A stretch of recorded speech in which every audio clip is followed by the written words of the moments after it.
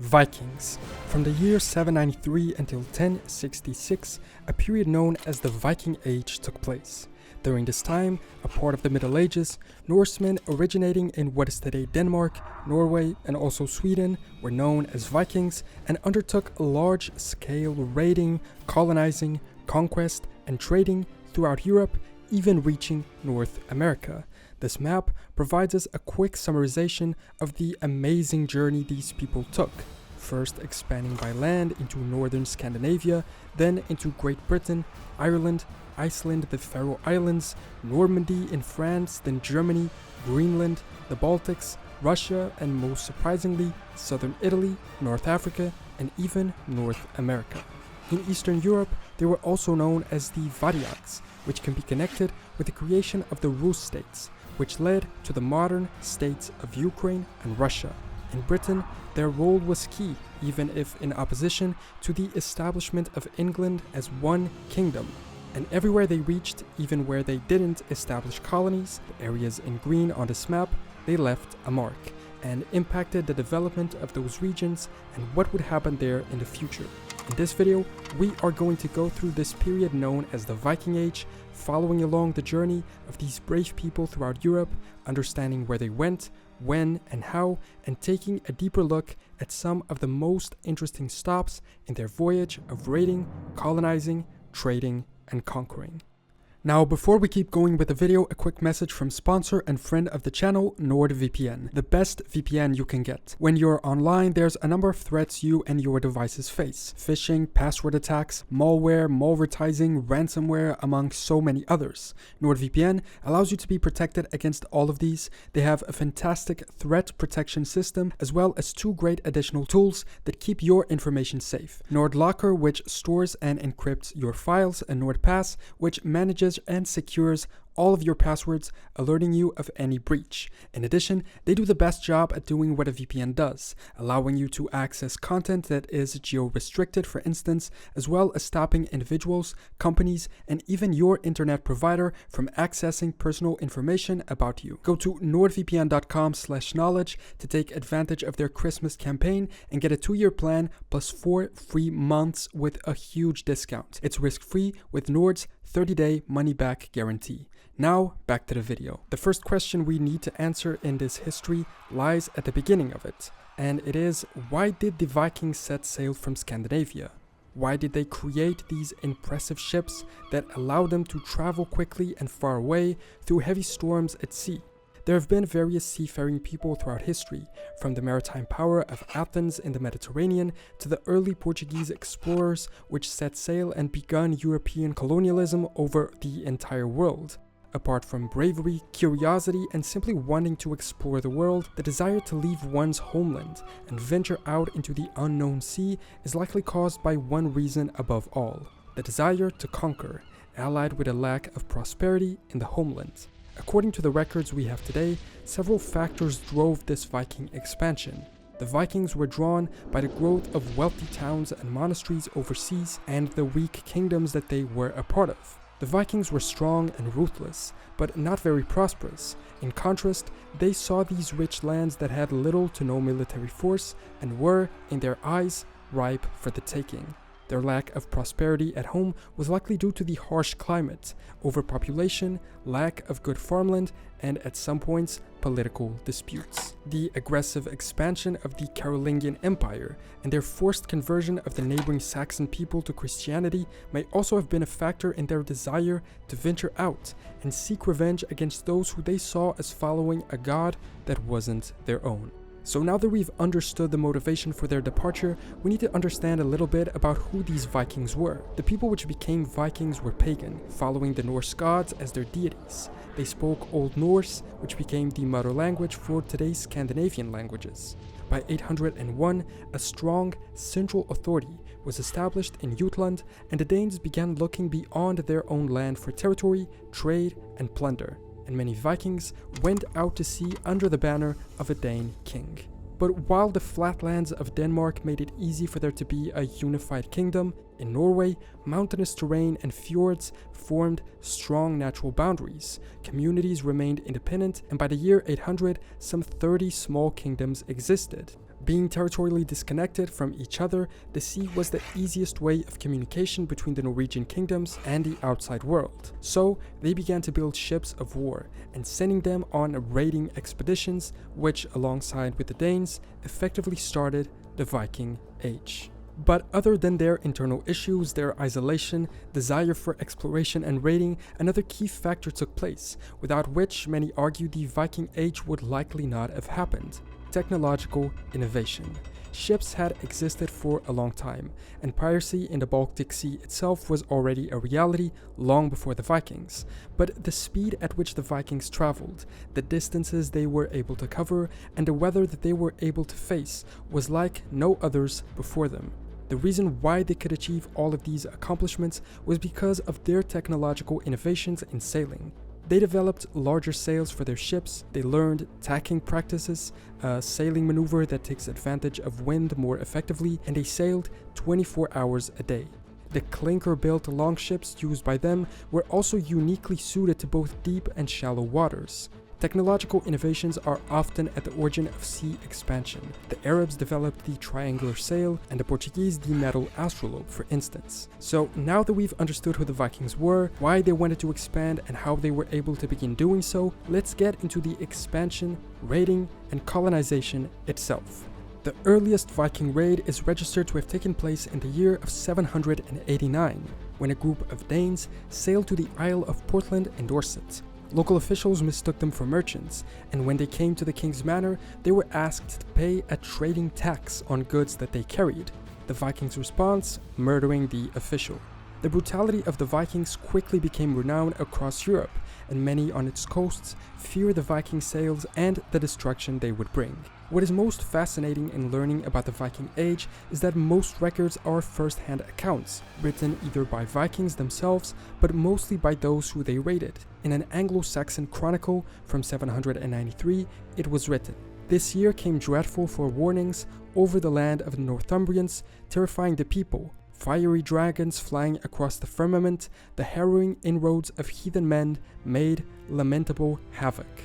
The Vikings seemed to follow a strategy of arriving, raiding or trading, establishing a base, whether it was temporary or permanent, and then moving on to another destination. They primarily targeted Ireland until 830, with the English and Germanic kingdoms being able to initially fend them off. However, after 830, they were able to take advantage of internal struggles of the Carolingian Empire, and divisions, sometimes caused by them directly, between the still separated English kingdoms. This way, they began successively raiding the coasts of Great Britain along with the northern coast of what is today France, the Netherlands, and Germany. The kingdom of the Franks under Charlemagne was particularly devastated by these raiders, who would sail down the River Seine and raid along their way. Their other raids on the coast culminated in a gradual Scandinavian conquest and settlement of the region now known as Normandy in 911, and French King Charles actually granted the Duchy of Normandy to a Viking war leader in order to avoid attacks by other raiders.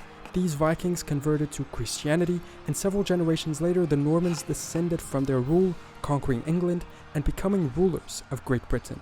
But the Vikings wouldn't have to wait for generations to pass so that their descendants could rule England, at least parts of it. After those first ships arrived, being mistaken by merchants, a series of raids and attacks on the British coast took place, leading to the eventual settling and colonization of parts of the island by the Vikings. By 871, two Great Dane armies were present in Britain, one attacking the south and the other settling in the north, creating what would then become known as Danelaw, where Viking law prevailed. This kingdom was led by the Viking Guthrum, and it was so big that at one point it took over half of what is today England. Most of the English kingdoms were weak and in turmoil, and so they couldn't stand against the Vikings, but eventually King Alfred of Wessex defeated them at the Battle of Edington in 878.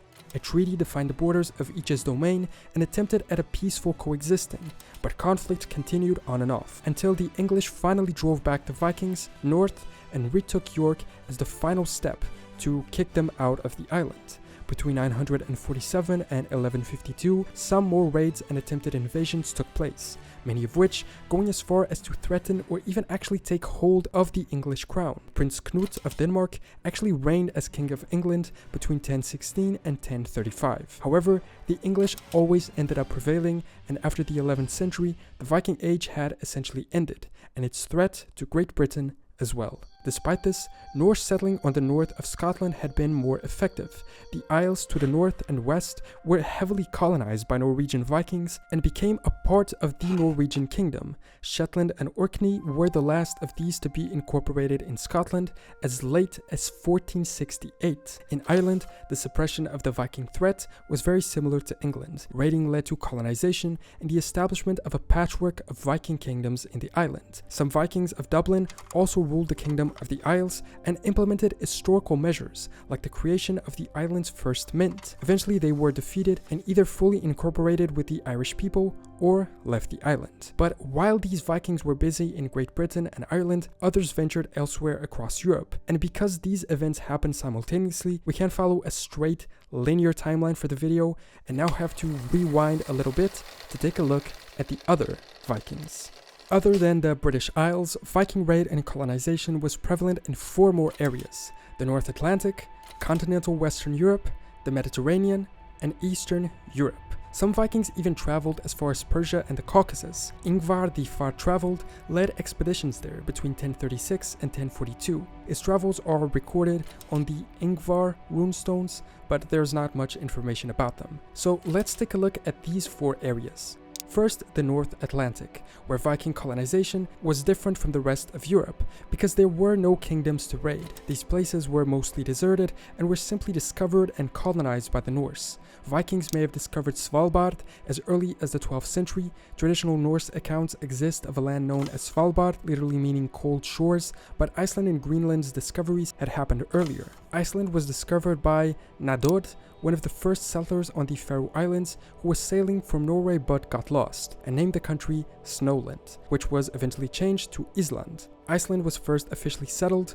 in around 870 by a Norwegian chieftain named Ingolf Arnarsson, founding Reykjavik in 874 when he settled there with his family and named it this, meaning Bay of Smoke due to the geothermal steam rising from the earth. Greenland's discovery and settlement wasn't far off either and is connected to that of Iceland's. In the year 985, Eric the Red is believed to have discovered Greenland after being exiled from Iceland in 982. With his lead, 2 areas along Greenland's southwest coast were colonized by Norse settlers. The land wasn't great for farming due to the cold. The main export was walrus ivory, which was traded for iron and other goods which could not be produced locally, and Greenland became a dependency of the Kingdom of Norway in 1261. By 1379, the northernmost Viking settlement was attacked by Skrælling, the Norse word for Inuit, Greenland natives. Crops failed and trade declined, and the Greenland colony gradually faded away. By 1450, it lost contact with Norway and Iceland and disappeared from almost all Norse legends. And last but not least for this region, North America. It has long been established and agreed upon by most historians that the Vikings were in fact the first Europeans to arrive at the New World. Norwegian captain Hjertjolfsson arrived in 985 when he was blown off course sailing to Greenland from Iceland. After this, various expeditions were taken there, exploring the areas to the west and to places like Ellesmere Island, Skrælling Island, and Ruin Island, where they hunted and traded with native Inuit groups. A short-lived settlement was established in what is today Newfoundland, Canada. The Greenlanders called the newfound territory Vinland. But what's odd about this attempted colonization is that it was simply done by some Greenland explorers, not by any actual Viking kingdom like Norway or Denmark, and so, without any official support, they could not succeed. Eventually, conflict with the natives, who were stronger in number and weaponry, in addition to the troubles Greenland itself faced internally, permanently drove the Vikings away from North America, leaving it to be discovered by other Europeans hundreds of years after. Back in continental Western Europe, we already mentioned Viking arrival and establishment in Normandy. Other raids were made by the Vikings across France's and the Low Countries coasts, but no other settlements took place. In the Mediterranean, when we compare it with the rest of Western Europe, the Iberian Peninsula seems to have been little affected by Viking activity. At the time, there was only a small Christian kingdom in the north, with the rest being ruled by the Muslim Moors, and both of them were able to fend off any Viking raids. In 844, they raided Galicia, then moving to Lisbon and Sevilla. In 859, they actually captured and ransomed King Garcia Iniques of Pamplona, but these raids were never very successful, often being fully defeated and never allowing for colonization. In Italy, Sicily, and North Africa, however, settlement was in fact possible. Around 860, the Annals of St. Bertin provide contemporary evidence for Vikings stopping by Iberia and moving on to Italy, which they called Langbarland. In 1038, several Anglo-Danish and Norwegian nobles, including Harald Hardrada, who later became king of Norway, participated in the Norman conquest of southern Italy. They had first arrived in the 9th century as mercenaries of the Byzantine Empire, and when they returned home, they encouraged their countrymen to invest in the opportunities of the Mediterranean. These mercenaries, some Norman, some Varangian, but above all of Viking descent, also served the Byzantine Empire in Palestine, as well as raiding North Africa, the Middle East, and as far as Armenia. Evidence for Norse ventures into Arabia and Central Asia can be found in runestones erected in Scandinavia by the relatives of fallen Viking adventurers. Meanwhile, in the eastern Mediterranean, the Norse, referred to as Rus, were viewed more as merchant warriors, who were primarily associated with trade and business. And with this, we arrive at the last area of Europe where Viking raiding and colonization was present and had perhaps the most serious impact in the shaping of European history: Eastern Europe. The Vikings settled coastal areas along the Baltic Sea, mostly for trade. They settled in the coast of Mecklenburg and Pomerania, as well as eastern Prussia, Courland, and Latvia. Then they moved further east, traveling down several rivers throughout what is today Russia, Belarus, and Ukraine. The Varyaks, or Varangians, were Scandinavians who migrated eastwards and southwards, mainly in the 9th and 10th centuries. Essentially Vikings as well, but while traditional Vikings went west, the Varyaks went east. They engaged in trade, colonization, piracy, and mercenary activities. They controlled the rivers and so necessarily controlled the major trade routes. Their establishment in the region came after they were asked by the Slavic tribes to come and establish order. Not only were the tribes at war with each other, but they were also constantly raided by these Eastern Vikings. The Slavics followed a policy similar to what the French had. They offered some Viking group settlement in exchange for protection. The difference is, in France, the Viking leader had to convert and swear fealty to the French king, while here, the Varyaks assumed the leadership themselves and became the ruling class. Eventually, local tribes were united and ruled under the leadership of Rurik, a leader of a group of Varangians. Rurik's successors were able to conquer and unite the towns along the banks of the Volga and the Dnieper rivers and established the Rus principalities. This was effectively the first dynasty of the then to become Russian Empire, and is also closely connected with the establishment of Ukraine through the Kievan Rus, which was the capital of the principalities before it moved north due to the Mongol invasions. Despite the distinctions of the Varangians from the local Slavic tribes at the beginning, by the 10th century, they had begun to integrate with the local community, and by the end of the 12th century, a new people, the Russians, had emerged. So, that is a somewhat brief overview of how the Vikings raided, conquered, and colonized Europe, and technically a bit of America too, understanding who they were and where they came from, why they wanted to leave their homeland in search for prosperity in new lands that they could raid, trade with, conquer, and colonize, how they were able to do it through their technological advances in sailing and their overall bravery, and where, how, and to what extent these incursions took place throughout the 4 centuries that are now adequately known as the Viking Age, from their conquests in Great Britain and Ireland, their colonization of Iceland, Greenland, and Newfoundland in North America, to their raids throughout most of Western Europe, leading to the establishment of Normandy and the Norman conquest of Sicily, as well as their incredibly important role as the Varyaks in Eastern Europe, and the establishment of the Rus principalities, leading to the creation of the Russian Empire. Much more exists to be known about the Vikings, who they were, what they did, and how, but in this video we wanted to provide a general overview of their history as raiders and conquerors, and I believe that we were able to achieve that goal. As usual, leave a comment with any mistakes you may have noticed or additional information you might have about this. Thank you for watching, subscribe if you want, and I will see you next time for more general knowledge.